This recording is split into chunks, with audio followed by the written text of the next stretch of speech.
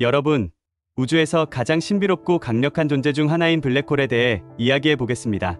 블랙홀은 우주를 탐험하고 이해하려는 인간의 상상력과 과학적 호기심을 자극하는 가장 극단적인 천체 중 하나입니다. 빛조차 그 중력을 이기지 못하고 빨려 들어가는 이 천체는 우리가 아는 물리 법칙을 시험하며 시공간의 한계와 그 너머를 탐구하는 열쇠 역할을 합니다. 오늘은 블랙홀의 탄생부터 현대의 연구와 미래의 전망까지 블랙홀의 깊은 세계를 함께 탐험해 보겠습니다. 블랙홀의 개념은 우리가 생각하는 것보다 훨씬 오래전에 태동했습니다. 18세기 말 존 미체일과 피에르, 시몬 라플라스는 별의 질량이 충분히 크면 빛조차 그 중력을 벗어날 수 없다는 가설을 세웠습니다. 미첼은 공을 하늘로 던지면 지구의 중력 때문에 다시 떨어지는 것처럼 빛도 중력에 의해 잡힐 수 있다는 아이디어를 제시했습니다. 그러나 이 아이디어는 그 당시 과학계의 한계를 뛰어넘는 것이었기 때문에 많은 관심을 받지 못했습니다. 이후 20세기 초 알베르트 아인슈타인의 일반 상대성 이론이 등장하며 상황은 완전히 바뀌었습니다. 아인슈타인은 중력이 물체 간의 단순한 끌림이 아니라 시공간이 물질에 의해 휘어지며 나타나는 현상임을 증명했습니다. 이 이론은 기존의 뉴턴 물리학과는 전혀 다른 차원의 설명을 제공했습니다. 그 직후 독일의 물리학자 칼 슈바르츠실드는 아인슈타인의 방정식을 풀어 시공간이 극단적으로 휘어져 빛조차 빠져나올 수 없는 영역인 사건의 지평선을 수학적으로 설명했습니다. 그의 해법은 블랙홀이 단순한 가설에서 벗어나 물리적 가능성으로 인정받게 된 중요한 이정표가 되었습니다. 블랙홀의 존재가 실제로 가능한지에 대한 의문은 로버트 오펜하이머와 그의 제자 하트랜드 스나이더의 연구로 이어졌습니다. 1939년 그들은 별이 자신의 중력에 의해 끝없이 붕괴할 수 있음을 제시하며 블랙홀이 단순한 수학적 개념이 아니라 실제로 우주에 존재할 수 있음을 증명했습니다. 이 연구는 별의 진화가 질량에 따라 백색외성, 중성자별, 블랙홀로 나뉜다는 현대 천체 물리학의 기본 틀을 제공했습니다. 중성자별은 블랙홀과 비교될 만큼 극단적이지만 그 자체로도 놀라운 천체입니다.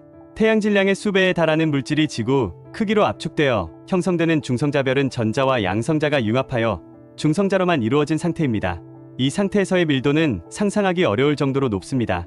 그러나 만약 이 중성자별의 질량이 특정 한계를 넘어선다면 그 다음 단계는 블랙홀로의 붕괴입니다. 이는 톨만, 오펜하이머, 볼코프 한계로 불리는 이론적 경계에 의해 설명됩니다. 1960년대에 이르러 블랙홀에 대한 연구는 큰 전환점을 맞았습니다. 미국의 물리학자 존 휠러는 블랙홀이라는 용어를 대중화하며 이 천체에 대한 인식을 새롭게 했습니다. 블랙홀은 단순히 모든 것을 삼켜버리는 미지의 함정이 아니라 물리적 특성과 고유의 법칙을 지닌 천체로 자리 잡았습니다.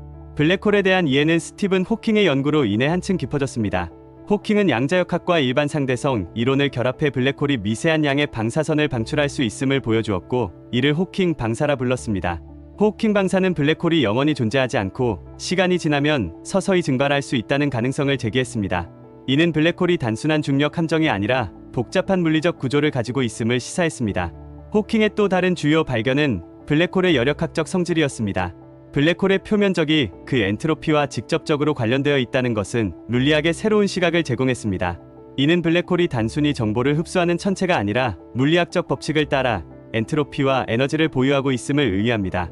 이러한 발견은 블랙홀을 단순한 천체에서 벗어나 우주의 근본적 법칙들을 실험할 수 있는 천체로 격상시켰습니다. 2019년 4월 인류는 사건 지평선 망원경 프로젝트를 통해 최초로 블랙홀의 이미지를 촬영하는 데 성공했습니다. 이 프로젝트는 전 세계 8개의 전파 망원경을 연결해 하나의 지구 크기의 가상 망원경을 만들었습니다. 그 결과 M87 은하 중심에 있는 초대질량 블랙홀의 모습이 처음으로 공개되었습니다. 이 이미지는 블랙홀의 중심부에서 빛조차 빠져나올 수 없는 그림자와 주변의 밝은 원반을 보여주며 아인슈타인의 일반 상대성 이론의 예측과 일치했습니다. 이 발견은 블랙홀 연구의 새로운 시대를 열었습니다. 블랙홀이 단순한 이론적 개념에서 벗어나 실제 관측 가능한 천체임을 증명하면서 블랙홀을 더 정밀하게 연구할 수 있는 발판이 마련되었습니다. 사건 지평선 망원경의 성공은 블랙홀 주변의 물질 흐름과 에너지 방출을 연구하는 새로운 창을 열어주었고 과학자들은 이를 통해 블랙홀의 형성 과정과 활동성을 더 깊이 이해하게 되었습니다. 블랙홀 연구의 또 다른 큰 돌파구는 중력파 탐지입니다. 2015년 LIGO는 두 블랙홀의 충돌로 발생한 중력파를 처음으로 검출하는 데 성공했습니다. 이 발견은 아인슈타인이 100년 전에 예측했던 중력파의 존재를 실증했을 뿐만 아니라 블랙홀이 서로 충돌하고 합병하는 과정을 관측할 수 있게 해주었습니다. 중력파는 두 블랙홀이 서로에게 강한 중력적 끌림을 느끼며 빠르게 회전하다가 합쳐질 때 발생합니다. 이러한 충돌은 수십억 광년 떨어진 우주에서도 탐지될 만큼 강력한 파동을 생성합니다. 이후 여러 번의 중력파 탐지를 통해 과학자들은 블랙홀의 질량, 회전 속도, 그리고 충돌의 빈도 등을 분석할 수 있었습니다. 이는 블랙홀의 생성과 진화 과정을 이해하는데 중요한 단서를 제공했습니다. 중력파 천문학은 우주를 관찰하는 전혀 새로운 방법을 열어주었으며 블랙홀을 포함한 다양한 천체의 행동을 더욱 정밀하게 연구할 수 있는 기회를 제공하고 있습니다. 블랙홀 연구는 현재에도 빠르게 발전하고 있습니다. 제임스 웹 우주망원경과 같은 첨단 관측 장비는 우주 초기의 블랙홀 형성과 그 주변의 환경을 더 잘 관찰할 수 있게 해줍니다. 이러한 기술은 블랙홀이 초기 우주에서 어떻게 형성되고 성장했는지에 대한 중요한 단서를 제공합니다. 앞으로 블랙홀 연구는 양자 중력 이론을 발전시켜 블랙홀 내부의 물리학을 이해하는 데 초점을 맞출 것입니다. 정보 역설 문제, 즉 블랙홀이 정보를 흡수한 후 증발하면서 그 정보가 사라지는지에 대한 문제는 여전히 물리학의 난제 중 하나입니다.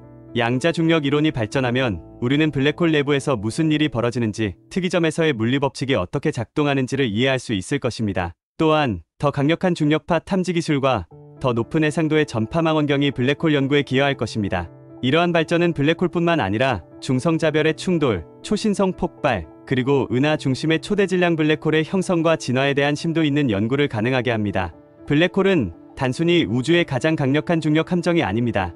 그것은 우리가 이해하는 시공간, 중력, 그리고 양자역학의 한계와 가능성을 시험하는 천체입니다. 블랙홀 연구는 우주의 가장 극단적인 환경에서의 물리학을 탐구할 수 있게 하며 그 속에서 우리는 시간과 공간의 본질에 대한 새로운 통찰을 얻게 됩니다. 블랙홀에 대한 연구는 계속해서 새로운 발견과 도전을 제시할 것입니다. 우리는 더 정밀한 기술과 이론을 통해 블랙홀의 비밀을 풀어가며 우주의 근본적인 법칙을 더욱 깊이 이해하게 될 것입니다.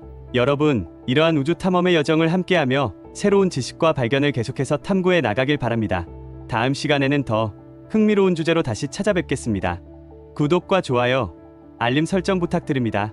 감사합니다.